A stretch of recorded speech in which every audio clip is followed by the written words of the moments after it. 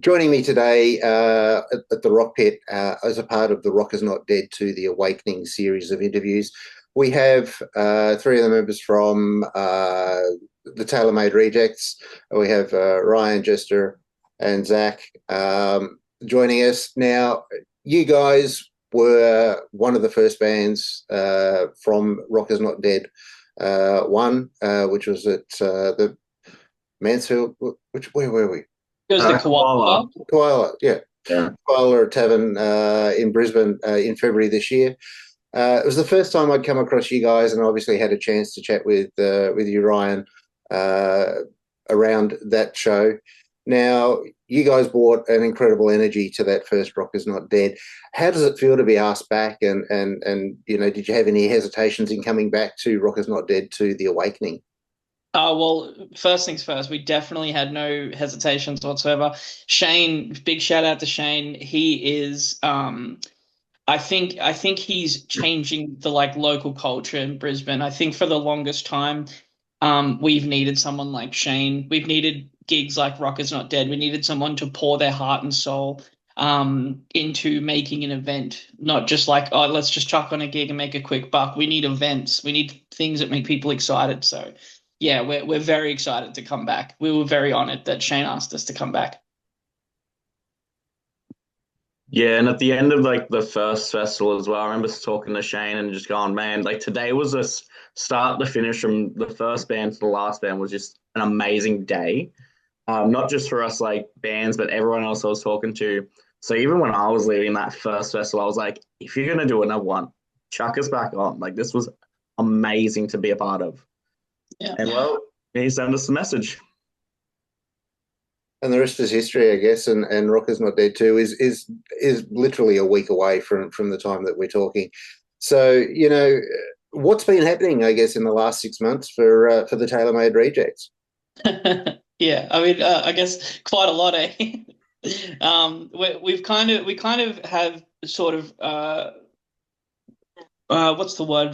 Recluse to sort of worked our way back into more of like a working phase as we transitioned away from our previous guitarist. I won't get into the nitty gritty, but we had kind of like just a list of grievances that we couldn't sort of overcome. We were lacking collaboration, we were lacking a lot of things. And it just got to a point where, the bad outweighed the good in many ways. And to be honest with you, for the longest time, I had been working with Jester on other projects, just trying to like start something. And it was just kind of like a culmination of like, demand meets Jester, I guess. And yeah, we got him in the band. It was kind of like a no-brainer. It was like someone I was already very comfortable working with, and yeah, the transition's been pretty seamless. He works incredibly hard to keep up and learn all the songs and things. So we're very happy to have him a part of the band.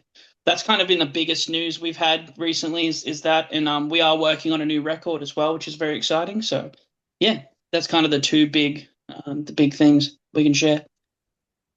Fantastic. And I mean, obviously, when you talk new music, is there a chance we will hear some new tunes at Rock Is Not Dead? Potentially, maybe. We can't ever say no to that. But yeah, no, we can't say anything further right now. But No, maybe. that's perfectly understandable, guys. So, Zach, for you, how's the change and the addition of a new guitarist been? Refreshing is probably the best way I can describe it. Coming from a drum standpoint, it's fun playing with a different musician, and with Jesse, he adds a different flavor to the band, which is really really nice, refreshing. Like he adds this kind of heavy, but then he's got this amazing he knows how to complement a song in such a different way, which is so exciting. Um, and I've worked with so many other bands, and Jesse just adds just a lot of fun. He plays a lot with the song. He plays a lot with what he can and can't do, but he also knows not to push the boundary. So he doesn't like overplay in any way. So it's really refreshing, and it's exciting to write new music with Jesse and the band, which is what we've been doing. Once he's been in, we've just been churning out new tunes, churning out new riffs. So yeah, it's just if I can put it down to one word, it is just refreshing. Yeah, and to sort of echo that a little bit, one of the biggest issues we had with our previous lineup was that me, Zig, and Val, who's not here at the moment, Val's our bass guitarist. We would always be on kind of the same page musically about kind of like where the sound was, where like the nuance of the song, and yeah, our previous guitarist, he just kind of like was never a part of that conversation. He'd always just be off in the shadows, and then when we would start playing the song, he'd just sort of noodle over the top. And that was just something we weren't really into. And then when the introduction of Jessie came in, it was like, wow, this now feels like what it should have always been, which is like a four-piece, four musicians that really care about creating something amazing. So yeah, just to echo what Zach said, it really is refreshing. That's the best word for it. I guess at the time of the first Rock Is Not Dead, Val was still fairly new to the lineup too, wasn't she? How's things gone there? How is she was obviously incredible on stage at first Rock Is Not Dead, and just seemed to really gel with what you guys do, and I love watching her play.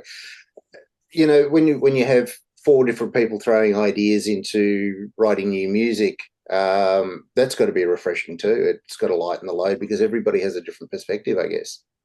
Especially Oh, when you're all on the 100%. same page. Yeah, so especially when you're all on the same page. Like it's harder when people hear that, they'd probably think, man, having a group of people who are very passionate about what they want would be hard to sort of get what your vision is across.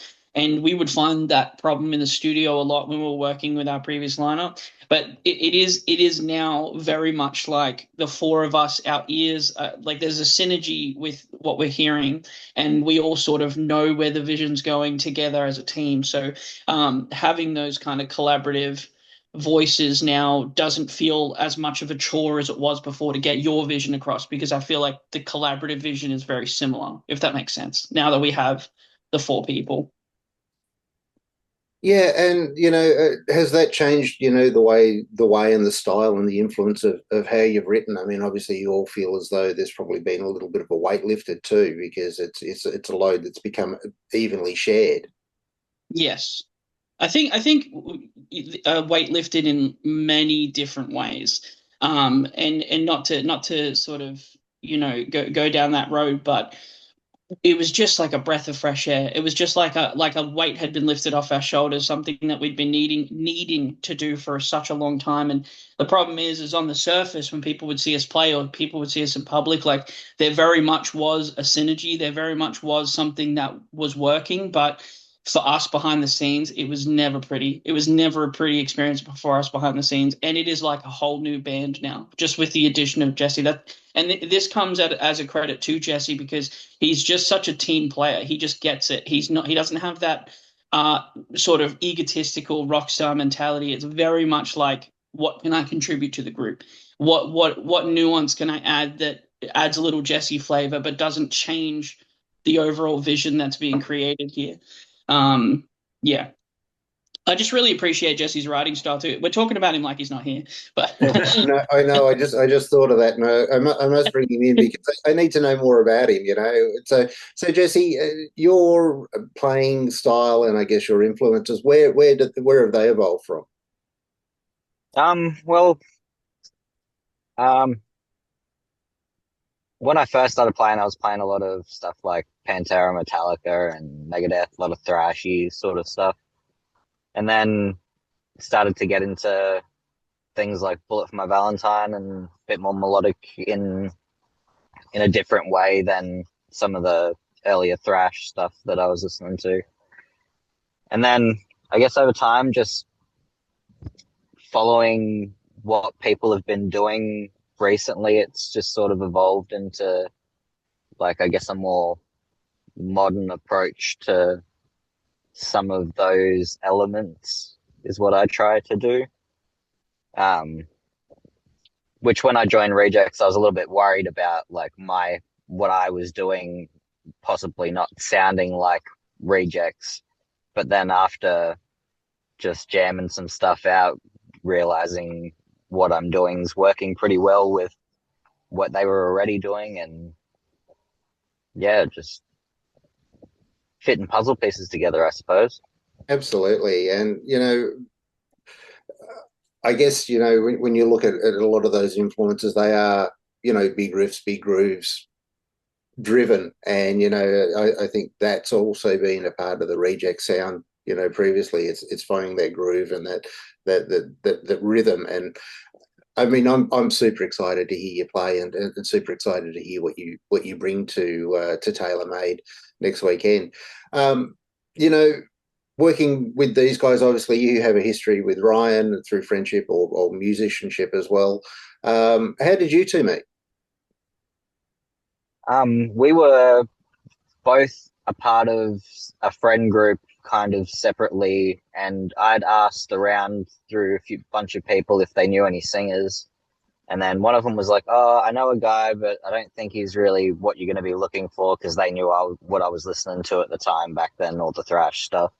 And I was like, "No, that's not what I want to do. I want this band that I'm starting to be different."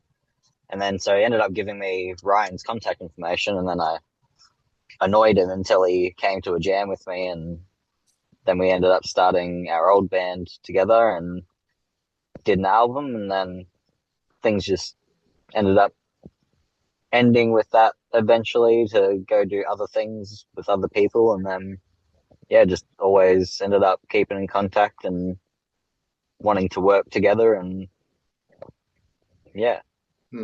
So, Jessie, with the first Rock Is Not Dead, did you actually come along to the first one? Did you? What did you know about it previous to? No, I didn't make it to that one. I've since met Shane and had a good conversation with him and heard lots of stories about it, and did sound like a really good event from everything that I've heard. Disappointed that I missed out on it, but yeah, I was not available that weekend, unfortunately. That's fine. So, I guess if we go straight back to the first Rock Is Not Dead, for all of you, I mean, certainly Ryan and Zach, who were your standouts of the day? Oh, this one's easy. This is so easy. I think you and I are exact same on this one. Yeah, so yeah, Slither. I was actually just talking to their guitarist this morning, Harrison. That band is amazing. And Andrew, you've probably been doing this for a long time, and you probably meet millions of people, and you see hundreds and thousands of bands. And I'm very much the same. Like we go through the scene, we navigate our way through the scene. We see thousands of bands, and very rarely is there bands that like make you take a step back, and especially when you're operating in kind of a mentality that you do want to one day turn this into a career and pay your bills with it. You kind of just move out of all the noise and just focus on what you're doing. But Slither, they shocked me. They took me right out of that headspace and they sucked me right into their performance. I was blown away. I think those guys have the formula for success. They tweak their sounds a little bit. They work on production. They continue down this road. I think they're going to be superstars. I really back them all the way. Because you guys played with them not so long ago, or they played with you guys not so long ago. A couple of weeks back, I had the chance to catch up with Harry and Ben late last week and have a chat, all things Slither with them. But you guys are exactly right. I mean, they were the band for me on the day, and I think they were the band for many bands and many people in attendance on the day that just made you take a step back and go, my God, there is something so very, very special there.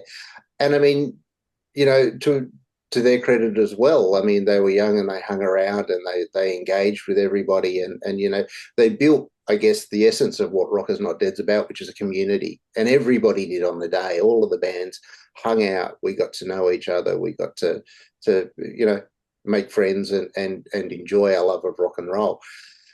For me, that was the biggest takeaway of the first Rock Is Not Dead. And know that most people are on that same page and took away the same thing is so exciting and so refreshing. Yeah, I mean, if you think about it, this is kind of like I really don't know Shane's long-term plan. I hope he does 1,000 more of these shows. But what I do know about Shane is that he understands bands that work hard. He understands bands that care about the music. And I think there's a little bit of Shane, like he can see a little bit of himself in all of these bands. And from the conversations we've had, it was really enlightening and really like just a positive experience for me. Him and I had a really great chat at the first Rock Is Not Dead, and we shared some private words, and it hit me. It hit me in a place that, like, I don't usually talk to promoters or showrunners that make me feel a certain way, but I walked away from that conversation feeling like Shane's not just a guy, he's very special. I think he really does care about the bands, and I think that if he continues doing shows and more people get involved in this, they're going to see that too. Absolutely, and I mean, what he's doing really is shaking the industry. It's spotlighting, young independent talent as well, and upcoming. It's nurturing every aspect of it. It's great to go and throw, a heritage band on a bill, but to do it of all young emerging artists is just something that's phenomenal, and to grow that so substantially.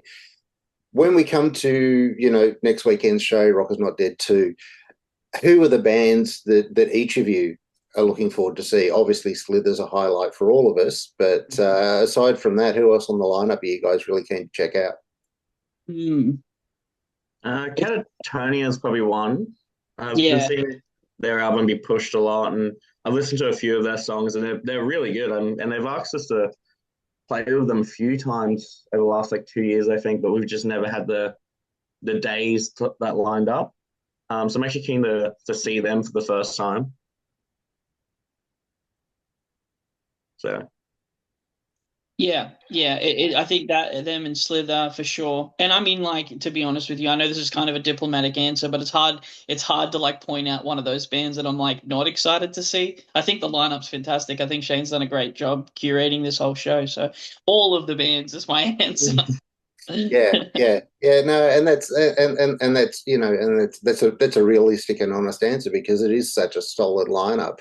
The fact that he's now brought artists in from Melbourne and from Adelaide to showcase them in territories that they haven't probably played either ever or in a very long time, is a fantastic thing. I think with Shane and his vision, we'll also get to see the love shared. So a lot of you guys, if he decides to take it interstate, will also be a big part of that. How do you guys find? I mean, when was the last time, or have you guys played Melbourne before?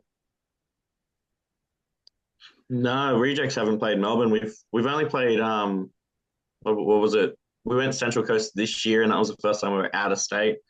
So we want to get down there. With all full-time work and Yeah, the lineup change, it's kind of made it difficult to find the time. But we do want to get down there at some point, but we want to go down there with a reason, with a purpose, with the next EP or maybe a single, or and really build it and market it as an event and drive it for everything. And we do want to head down there at some point. Yeah.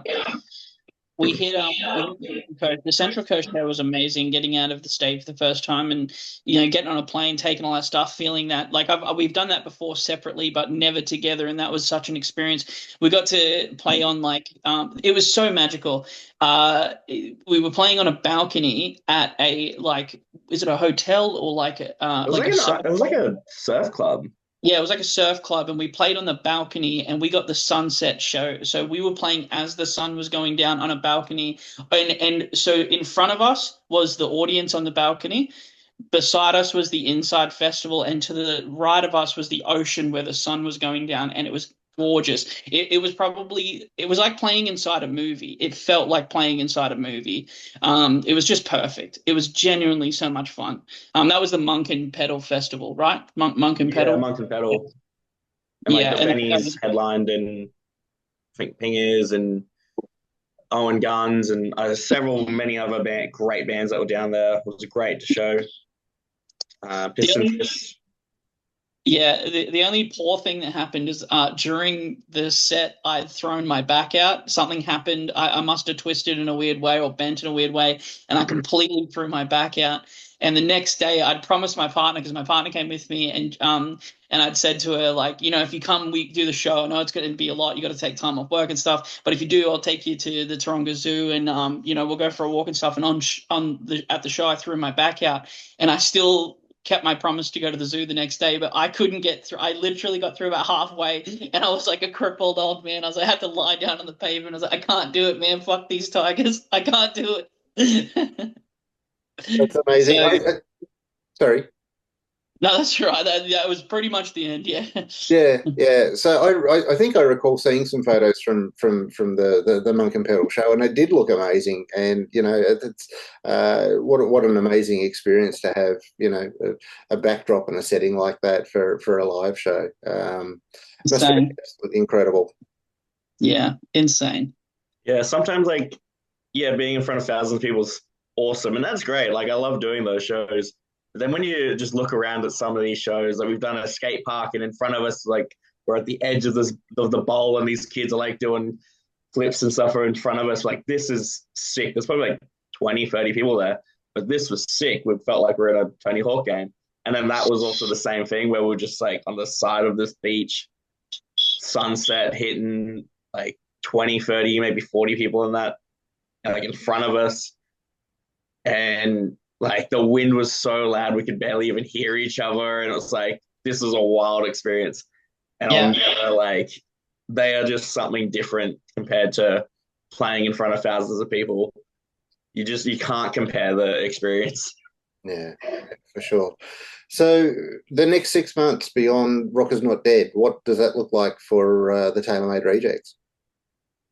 So for full transparency, right now, like Jessie and I, we were already working on demos for like just another project or just to have some songs in the bank. But now that Jessie's a part of the group, we're kind of incorporating some of the stuff we've worked on, and Jessie and I are intending to get together and just knock out a bunch of demos, bring those demos to the group, sort of work through those demos, the skeletons and stuff, and then get recording on this next record. Our next sort of big milestone is definitely going down to like Melbourne, maybe hitting Sydney as well, and as Zig said, potentially bringing an EP with us and making it like a special sort of event. But yeah, working on the next record is the next big hard goal, the thing we're pushing the hardest for right now. And for you, Jessie, how many riffs have you got in the bank? Have you got a big old songbook or a phone full of items that you're bringing? Folders and folders and folders of stuff over the last 10 years that I've got saved. It's going to take me a long time to go through everything that's usable and that I'm happy with, but we've got a bunch that we have done more recently that are really cool, really fun riffs. So some of those ones probably get worked on first before we start digging too deep through archives. Yeah, absolutely. So, look, it sounds amazing. It sounds super exciting. We're pretty much out of time, guys. But I'd like to thank all three of you, Jessie, Zach, and Ryan, for joining me today to talk all things Rockers Not Dead. Now, obviously, at the show, you guys will have merch, those magnificent TAILOR Made Reject shirts, the logo shirts. Is there anything else that you guys would like to plug between for the band, socials, anything like that? I mean, yeah, if you guys, for the listeners, definitely follow us on our socials and our Spotify and things like that. We will be dropping new music as soon as we sort of are happy and ready to release. So it should be within the next 6 months. We should have the ball rolling now that we have this new lineup. So get excited because a whole new Rejects is on the way. I'm super excited. I'm very excited about what comes next. Fantastic, guys. All right, Jessie, Ryan, and Zach, thank you so much for your time, guys. We'll see you next week at Rockers Not Dead 2 at the Brightside in Brisbane. And, for those coming along, grab a ticket. You will not be disappointed. It will be the rock and roll event for Brisbane this year, I am sure. And again, thank you guys for your time. Looking forward to your set. And until then, we'll see you soon. See you, Andrew. Thanks, guys.